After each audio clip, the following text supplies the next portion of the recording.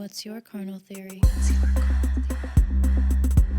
Hey there, you're listening to Carnal Theory, where we talk with experts from around the world to learn how taking command of our sexual story affects our personal wellness, sexual experiences, and relationships with ourselves and others.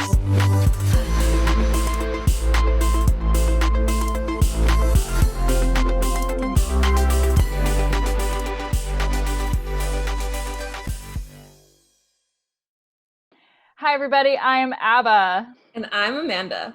And today on Carnal Theory, we're sitting down with Jean-Pierre Frost, a sex educator for pleasure pie and good vibes, and who hails from one of my favorite cities, Boston, Massachusetts. He has been interviewed by Our Bodies, Our Rights, and has led several seminars and discussion topics from sex and boundaries to communication and to long-distance relationships. Jean-Pierre, it's so lovely to have you on. I cannot wait to jump into this episode. I think there's going to be some really interesting discussions. Thank you. Yeah. Thank you. We're both excited.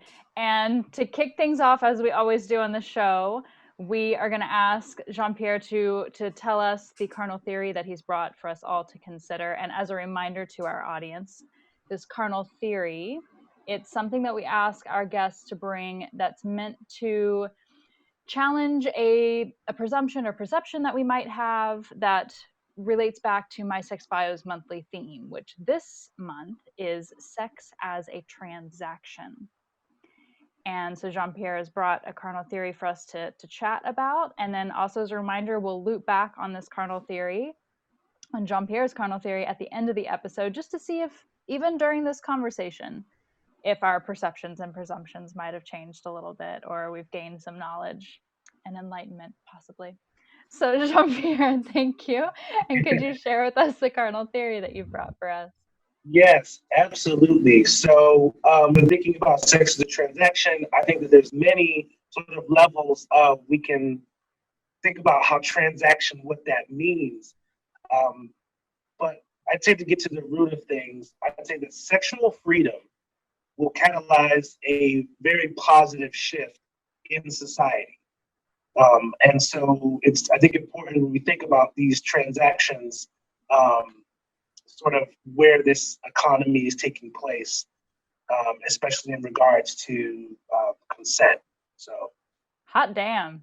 So sexual freedom will catalyze a positive shift in society, like as like the focus thesis. Yes.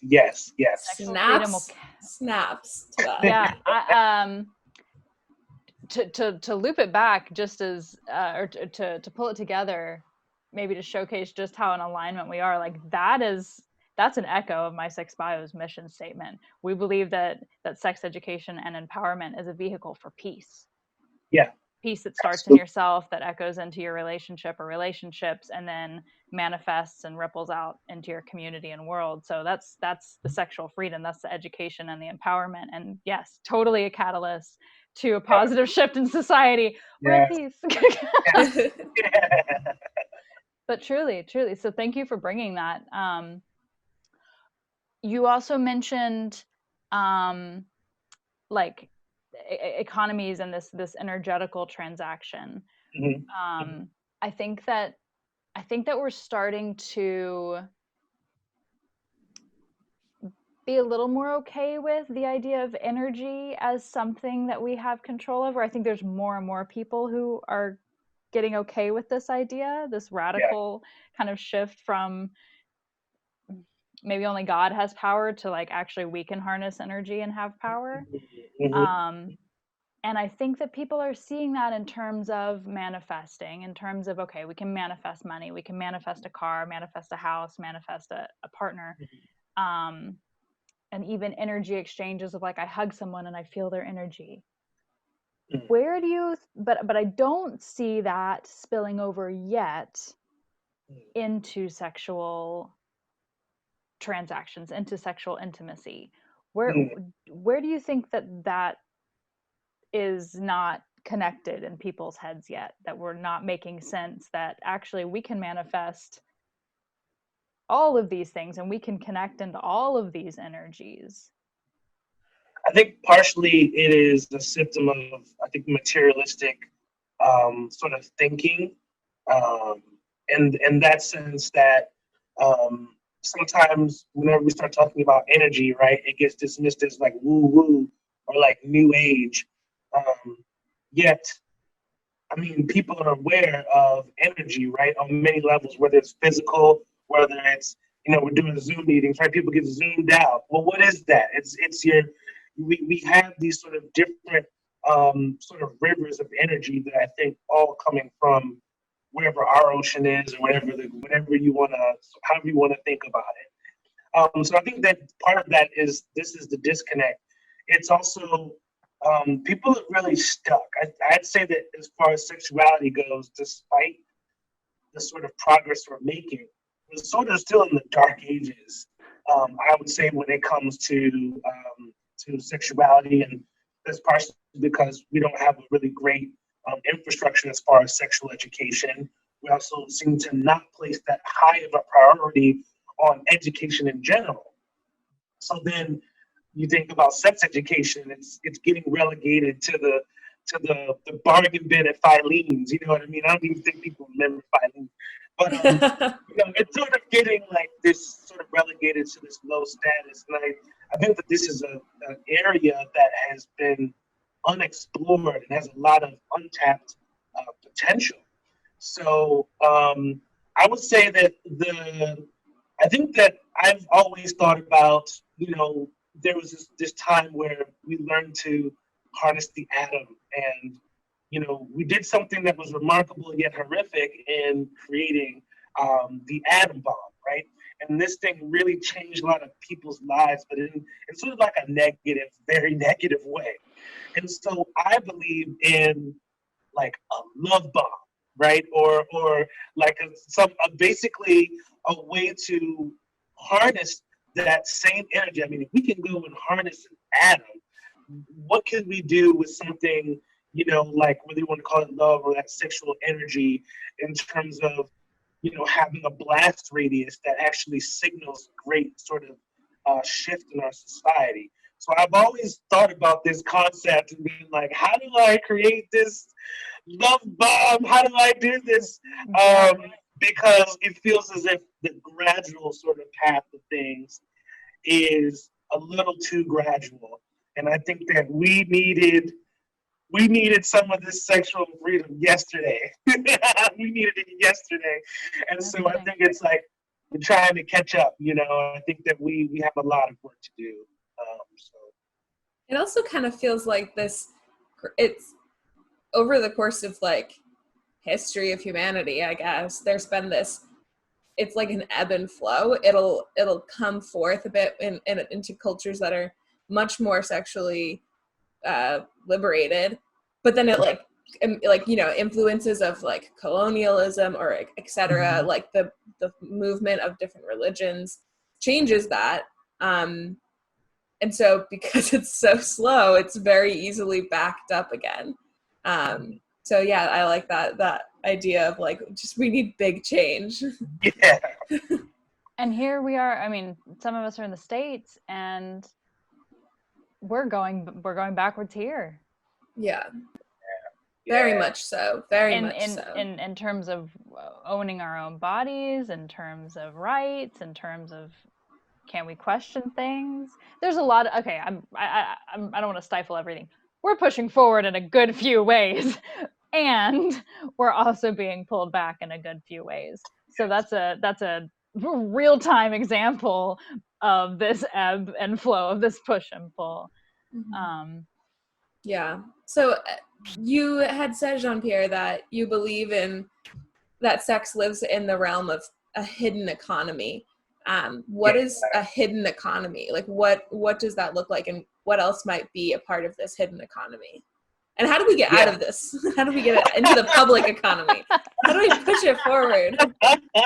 We need a fully clear blockchain. Everything is transparent, but like in check.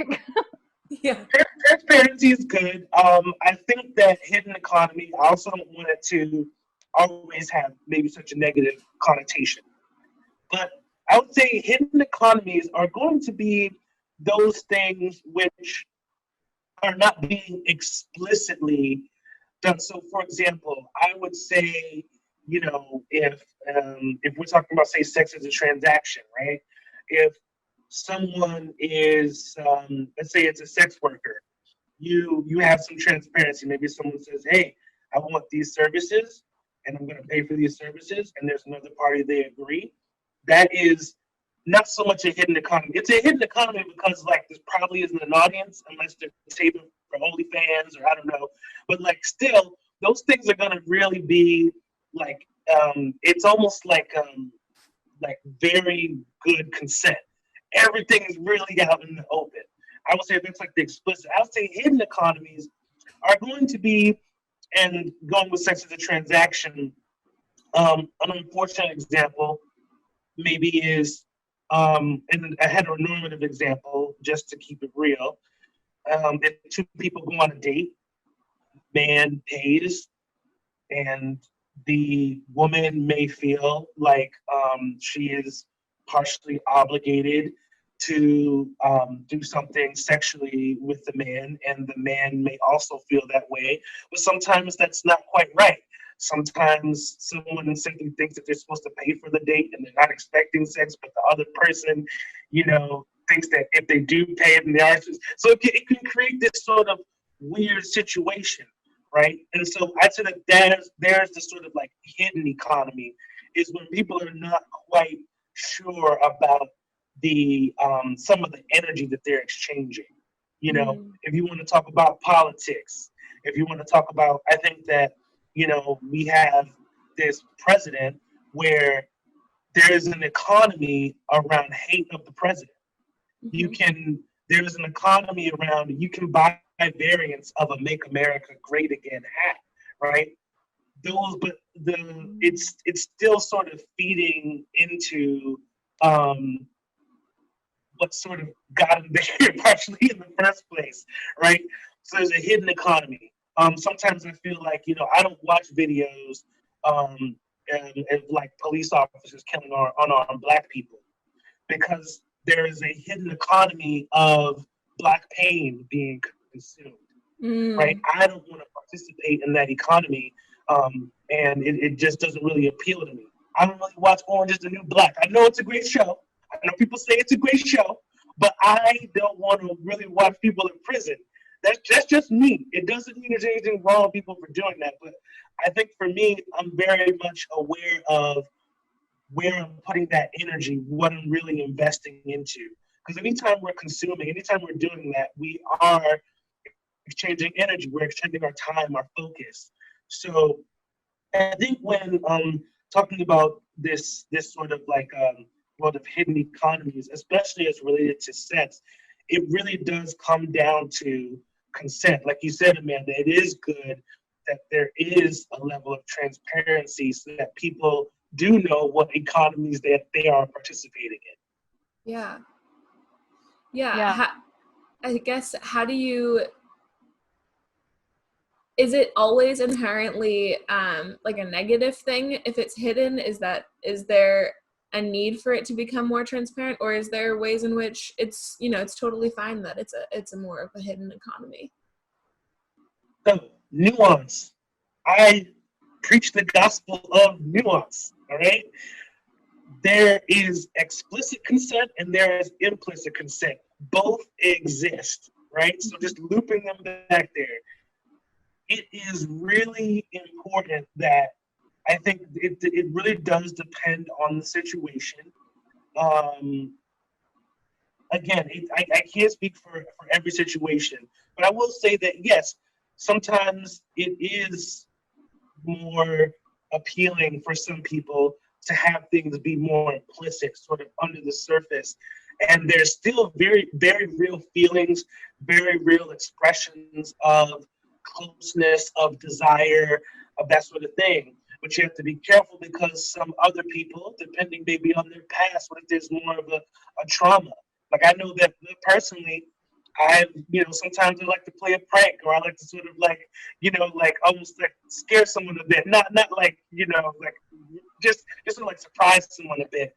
But there's been people that really appreciate that, and they laugh, and they think, it's great. And then I've done it to people who are like, whoa, like, I had this horrible situation and you can't jump out at me, this and that. And I was like, oh my gosh, I'm so sorry. Right. And so I think that it's, in the end, we need to just have that ability to communicate with one another, if there is an ouch, because it's never going to be like perfect. Yeah. So do you think that this goal of sexual freedom and either getting rid of or properly managing these hidden economies is through communication? Yeah, absolutely. And again, just to make it even more complicated, there's implicit communication and explicit communication, right? One of the most let's talk about, say, like relationship wise. What's one of the most terrifying conversations for people to have? Either breaking up or seeing somebody who wants to be in a relationship, right? Both of those, because like it's easy to just sort of date and you're just sort of doing your thing.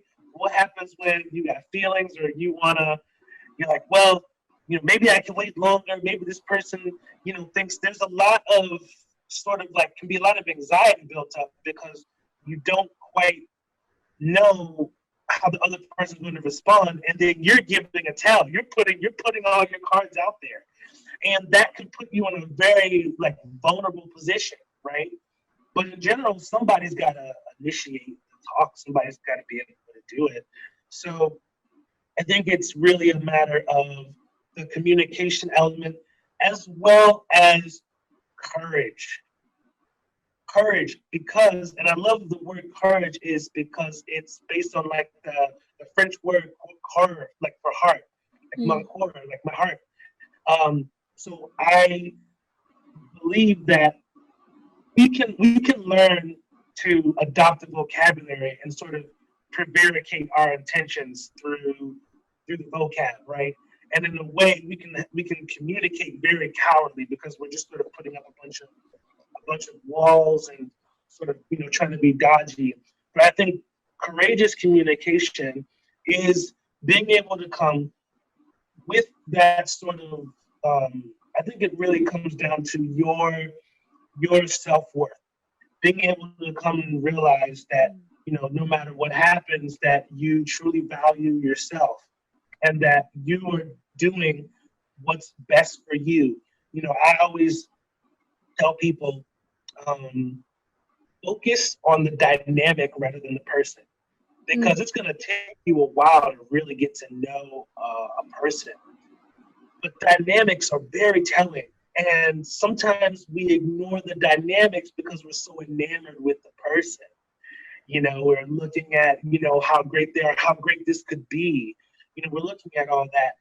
But sometimes we're beginning to ignore really us, how we feel. And there's actually a really interesting book, guys, I think people read, called The Passion Trap. It's really interesting. It's old, but it was a really, really eye-opening thing. But say it again. Called the what? The Passion Trap. Passage trap. The Passion Trap. Passion trap. Passion Trap. Okay. But basically, it's this talk about how usually in relationships, you usually don't get this sort of like sort of equal balance, that usually you may have one partner who's one up and one who's one down, and sometimes there may be a shift. But that in general, when you're a one down sort of partner, you're sort of chasing a bit. You're sort of giving chase, and I think that there's like nothing that's wrong with that. I think it's just being aware of how big that imbalance is and using your communication to address when you feel things are out of balance or that the dynamic is off in some way. I hope everybody's listening. You're laying down some really, really great knowledge. I'm like, take note. All right. That what you just said reminds me of something that I listened to a podcast forever ago. I kind of want to say, I mean, like back when like Tim Ferriss was like really hot in the podcast, which he probably still is. I just don't listen to him anymore. There was some episode, I want to say it was him, but hopefully I'm not giving the wrong shout out. And it was this episode and he had somebody on, and I remember she was talking to him about the awesome factor and how relationships that have an awesome factor, which I'll explain what she meant by that in a second, tend to do better and last longer. And her version of the awesome factor was at least one partner just thinks that the other partner is fucking awesome. Like, bee's knees, how did I get so lucky? I am so proud, excited, empowered, and just fucking love this other person because of how awesome they are. And that it's not necessarily a bad, as I recall the episode years and years ago, it's not necessarily a bad thing for both partners to not have that, but one partner having that, and that's where I kind of see this, like, whatever this, like, level up whatever is. Yeah. It doesn't necessarily mean, like, it doesn't mean that the person who thinks that the other partner is awesome is in the lower position necessarily.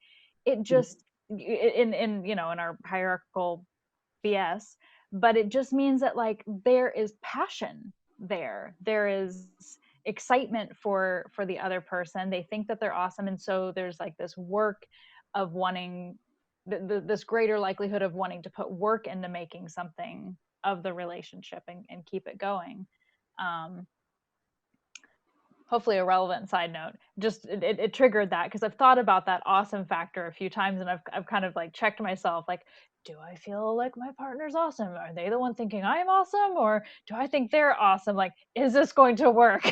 And she was a relationship coach, you know, and talking through these things. And yeah, I wonder how that dynamic continues to play in terms of sexuality specifically.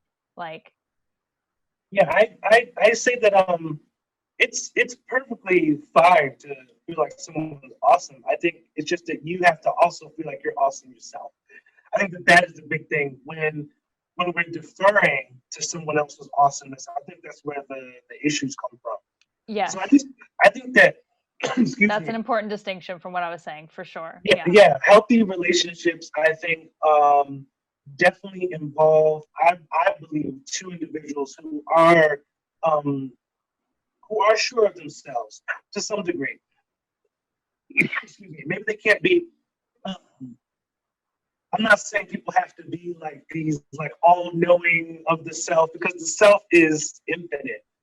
You know, we'll never stop getting to know ourselves, and hopefully, you know, we don't stop that process, because, you know, I'm sure one day we won't be able to do none of that. It'll all be over. But I think that, to me, that's what gives me the joy in living every day, is getting to know myself more and the world around me more. And so those are things, when I think about relationships, I think about, like, what I'm going to bring as opposed to what I'm going to take. Take is perfectly normal. We are going to give and take. That's the way things work, you know. But having that mindset, I think, for me, is like, you know, I would say for me, when my awesome factor is when someone is like my muse.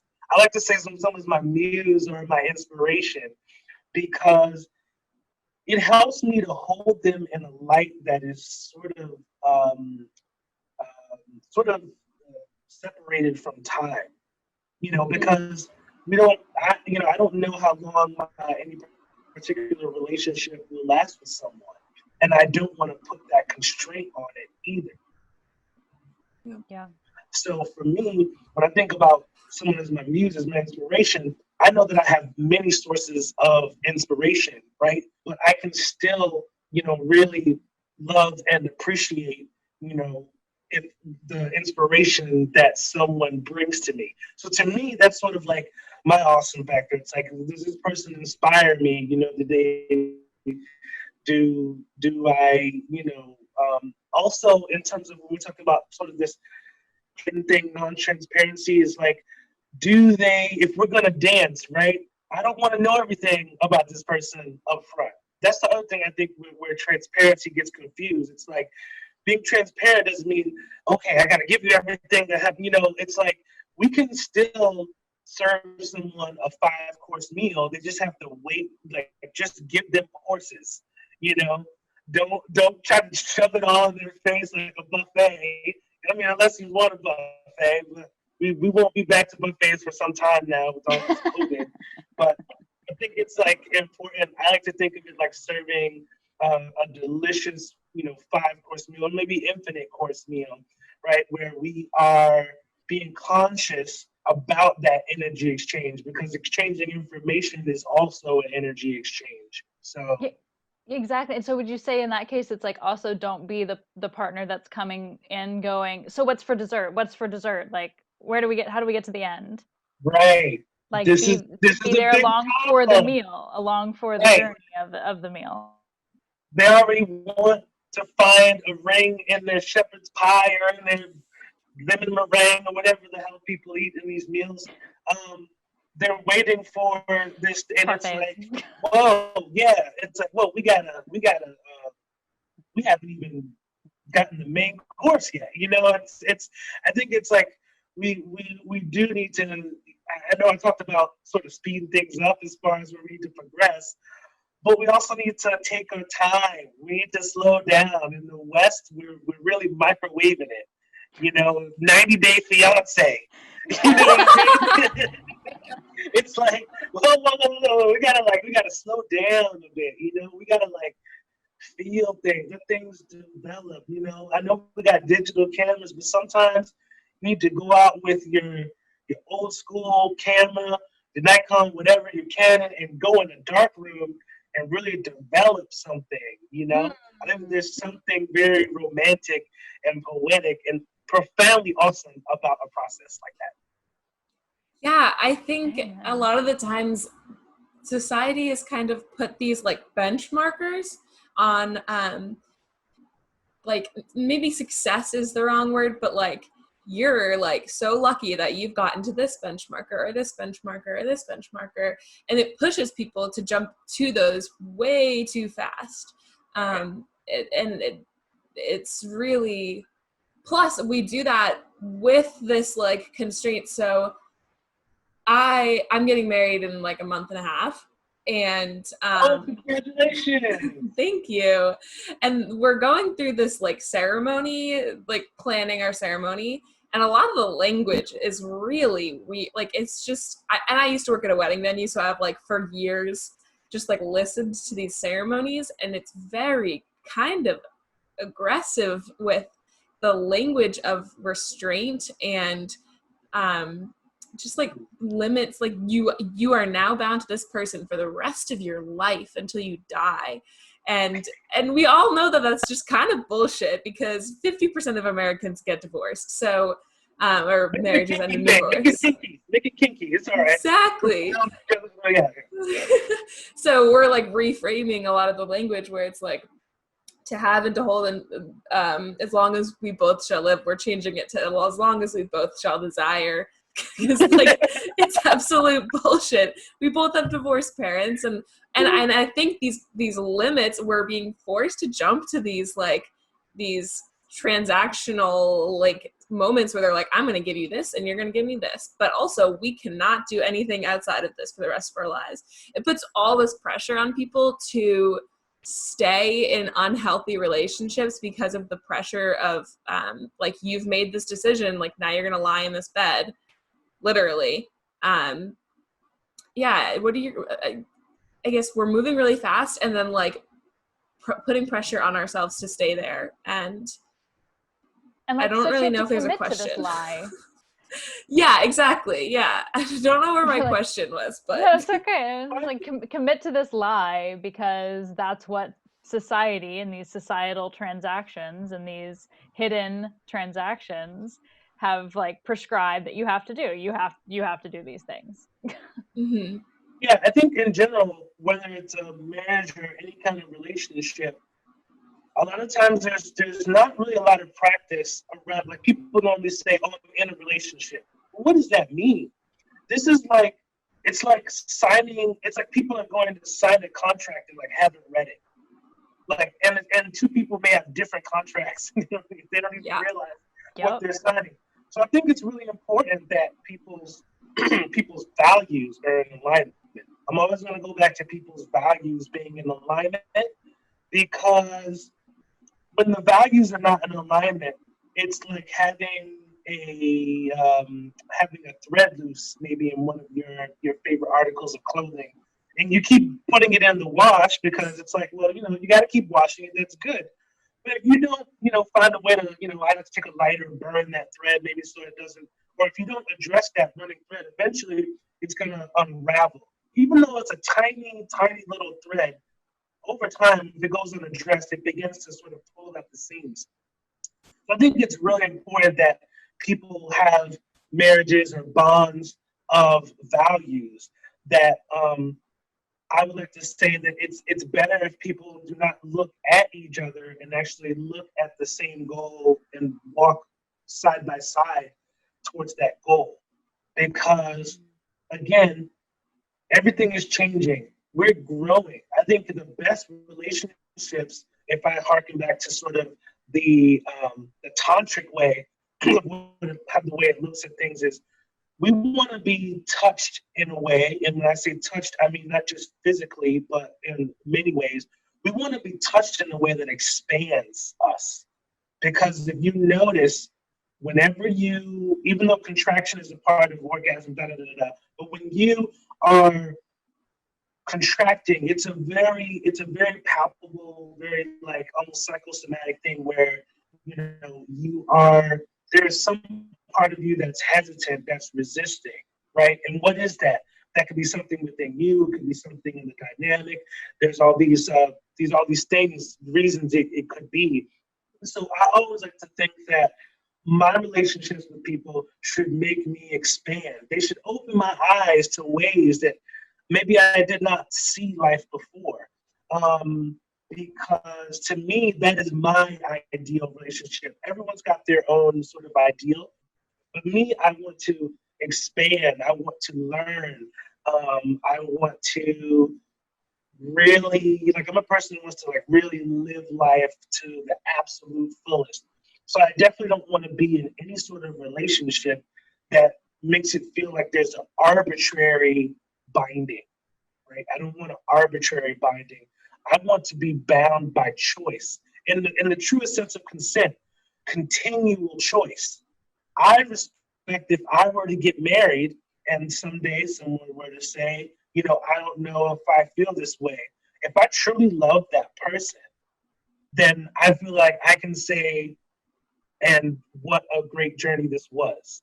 Whatever the hurt is, I can take the hurt, but it's beautiful that we're choosing. I've heard a quote that says that everything that's beautiful ends, and endings can come in a bunch of ways. So I don't want this to sound too grim, but I am very comfortable with the idea that there's impermanence, that we are continually growing. And so on my end, if we're talking about communication, I would communicate that value to someone because maybe someone else has put a heavier value on sort of tradition or a heavier emphasis on what they feel is commitment. Like some people really feel strong, like, well, if you get married, then we've heard this word, like, well, you gotta stay, And the thing is, as long as me and that person are really on the same page, then I think it will lead to that sort of, wonderful expansion, hopefully. Now that everyone who's listening is in love with you, I feel and what's your number? I think that makes for a perfect segue of talking about what's your sign? Because you brought up I was just thinking this. I was like, wait, are you a Sagittarius? I am indeed a Sagittarius. I'm right on the line. I knew it. I'm November 23rd, so I'm a 0 degree Sag. I'm right on the cusp. I have some Scorpio to me. You do. Yeah. The transition there was you mentioned before we did dive too deep into that. You had mentioned in our pre-call the astrological reasoning of sex being transactional. Can you speak more to that? Yeah, absolutely. So if we look at the wheel of the zodiac, there is polarity present in all of them. So Aries and Libra have a polarity, and that makes them attracted to one another because they're sort of the shadow of one another. So if we talk about when I mentioned Scorpio, its other side of the pole is going to be Taurus. And so Taurus is really a house of um, very like apparent values, right? It's explicit values. Taurus really is about building, right? It's about building. It's about sustaining. And on the other side, Scorpio is usually the other part of destroying. Nature both grows and it also cleans away things that are no longer needed. So Scorpio typically falls under the realm of um, things that this sort of hidden economy. Um, and I bring it up because Scorpio is a sign that also rules the genitals. And when I think about Tantra or think about like the chakras, you know, your sexuality is contained in that root chakra. I believe it's Muladhara. I don't know. I haven't looked at it in some time. So I'm just going off the cuff. That may be the wrong one. But that root chakra is that gateway. It's right where the PC muscle is, the perineum is. And if you notice, that's the area that really controls a lot of the orgasm, the literal physical function of contracting and expanding. And I look at it as the gateway because, you know, we have in general there's seven chakras, but there's I don't want to get into that, but there can be lots of chakras, few chakras. But the idea is that if we just look at the general idea of going up the spine and coming up to the head, is that there's this sort of wonderful connection that we don't have to relegate the sex to the basement. It doesn't have to be relegated there. That's why I was so attracted to Tantra, because it did not separate sort of like spirituality and sex. It didn't say that, you know, in fact, it exalted it because it was a part of this whole experience that we have. So when I think about if this sort of hidden economy, if this area, if it's not well tended to, it actually can result in the repression can lead to violence. It can lead to very negative and unwanted outcomes in people because it's a powerful gateway. You know, it's super, super powerful. And something that I've learned along in my sort of my own sexual journey is learning that to experience like the orgasm, that sexual energy all over my body. A lot of times it tends to be relegated to that area and it's very like local inside the body. But I've learned to, in general, whether it's with a partner or by myself, is to allow the energy to actually go through my body. And I always sort of visualize this sort of opening. And it's like gratitude, but also this like opening and this expansion. And when I do that, all sorts of other things come in because the creative urge and pulse is one with that. So I find that it actually really just like, I think about it expanding my life. You know, I think about, and I've had this energy even without very sort of like physical sexuality. I've wrestled with another person and had an orgasm because of the exchange of our energy, right? I have woken up in the middle of the night and almost had a rebirth in the same way that, like, you know, my breathing, I was having an orgasm through my breathing as it was going through my body. It doesn't happen to me. It happened to me like once. So it doesn't happen all the time. But I was awakened to this wonderful sort of power and what it could mean. Because that orgasm I had, say, waking up, was not so much, I don't even know if I'd say it's strictly sexual. It felt like I was being born again. It felt like a baby, like when you take your first breaths. And there's something very, I think, beautiful and sort of renewing about that process. And to bring it back to Scorpio, Scorpio is a sign of renewal. It does the renewal through sort of getting rid of all of these sort of accumulated things in us. We got to get rid of the waste. You know, you brush your teeth because you accumulate plaque, right?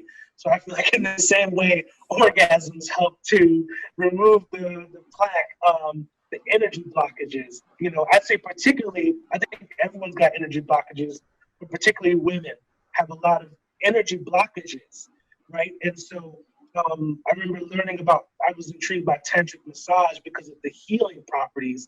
I mean, yes, it could be sexy to do internal massage and so forth, but to help someone to clear those sort of those channels, those meridians, whatever you want to call them, so that their energy can just flow more freely and they can feel more productive and they can feel more creative and feel more alive. I think that this is just a glimpse, I think, of some of the really wonderful frontiers of the way that we can harness this power, you know. I'm gonna figure it out. I feel like I'm gonna figure it out one day. I love it. And that's a but beautiful gift just to give in general, but if you're with someone, it almost seems like a duh thing to do, and yet we don't. Like, why wouldn't you do things that would make your partner at their best, which is then going to either make your relationship at its best or possibly be reciprocated so that you're both like leveling up in essence yeah, or whatever it is, or at least not being stagnant. You know, you're talking about blockages at a yeah, minimum, not having this stagnation, which can be a cause for getting out of a relationship or having a dysfunctional relationship or whatever. So that just seems so duh, and yet we don't. the does and the don'ts. I know.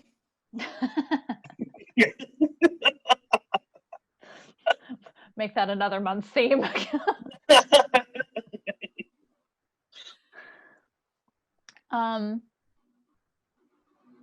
Amanda, did you want to ask if there was other ways, if there's other ways of sex as a transaction? Do you feel like we kind of covered it? Yeah, I think we've been kind of talking about a lot of the different ways that sex is a transaction.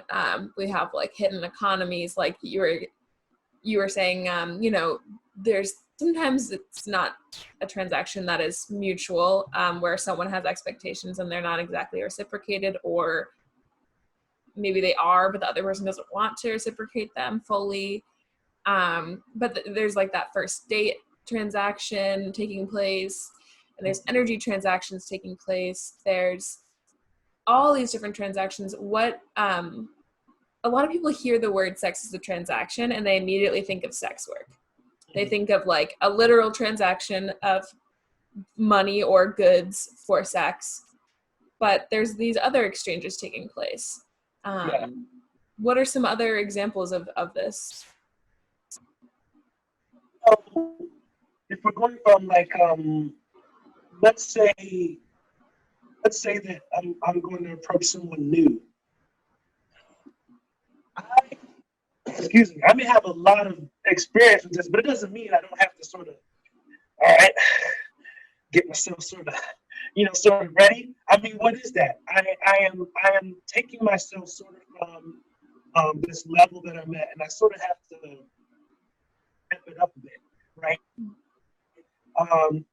Yes, I feel like I'm very natural, but we also want to put our best foot forward. Like it's, you know, sometimes in relationships, the banter sort of falls off and the flirting sort of falls off and the seduction sort of falls off because we have someone, right? We feel like we have, like we paid for like a year's worth of like the Netflix subscription. And so why are we gonna, you know, rent movies? Like, why should we rent movies? I don't know if that's a very good example.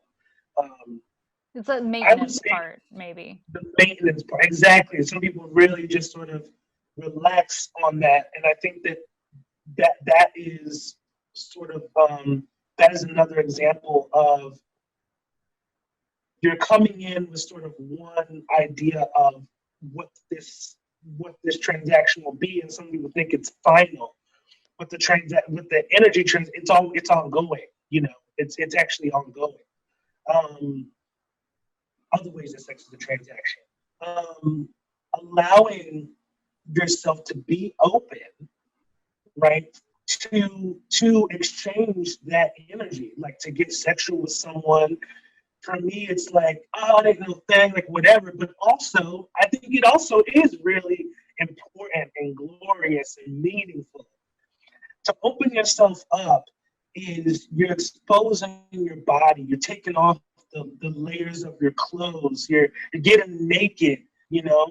Um, in that way, it's also transactional. Again, I mentioned trauma earlier.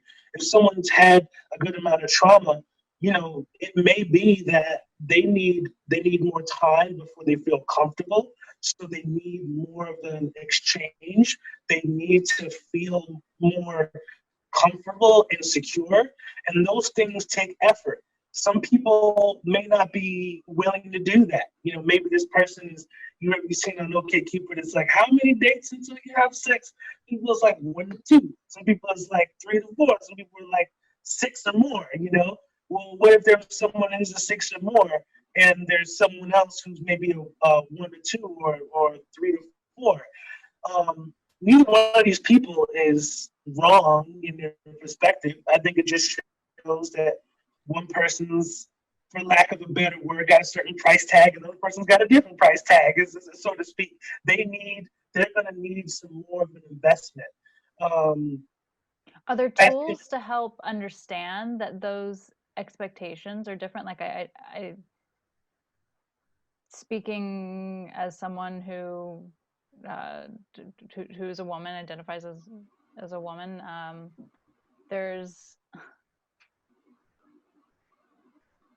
there's a common thread in dating culture and the dating scene that whatever the other person's expectations are, like you're saying, like some people might be a 6, some people might be a 1 or 2, like there's this like, oh man, past 3, and it kind of depends where you are in life and blah blah blah blah blah, but like, oh my god, like past 3, like, oh, this person's impossible. Like, where do you think we get this idea in this this is like, I guess more specifically like the sex transaction of dating, this idea that like past this number of dates like isn't worth it, like why we start to judge people based upon this number of dates, or how they, as you say, put a price tag on themselves or rank themselves or whatever. Like, it's just different expectation. Right. Why we, I guess there's a lot of things going on there. It's like why we view that as this benchmark of needing it. Like, are there other things? Are there other ways of communication that we could be getting something similar, like a similar fulfillment? Yeah, you might not even have an answer, but I'm just thinking, like, why do we place this like 2, 3, 4 number, you know? Like, why? Really help us. We're partially educated by media, what we see. I think there's a lot of things about, oh, you're supposed to call somebody back after like the 3rd day. You're supposed to have sex on the 3rd day. Maybe people just thought the 3s just sound good. I don't know. You know, we have friends who also buy into certain ideas, and they're going to be, I think, a large part of the way that we form our ideas around dating, because these are going to be the people that we talk to about who we're dating, and we're going to be open and asking for their input. So to focus more on, like, I mean, obviously we have lots of expectations in society. As far as I think overcoming them, I think it's a simple yet difficult way to deal with it, and that is to be present. When you are not present, there's always a focus on some other point that you're getting to. Amanda talked a little bit earlier about sort of like these benchmarks. And I think there's also an idea of the relationship escalator. Have you heard of this? Relationship escalator, or sometimes even a sexual escalator, where sex is seen as pretty much almost linear. It's almost following this sort of pattern of things. Whereas typically when it comes to people having the queer sex or non-heteronormative sex, it tends to be on a wheel where there's all these possibilities and the expectations are way loosened.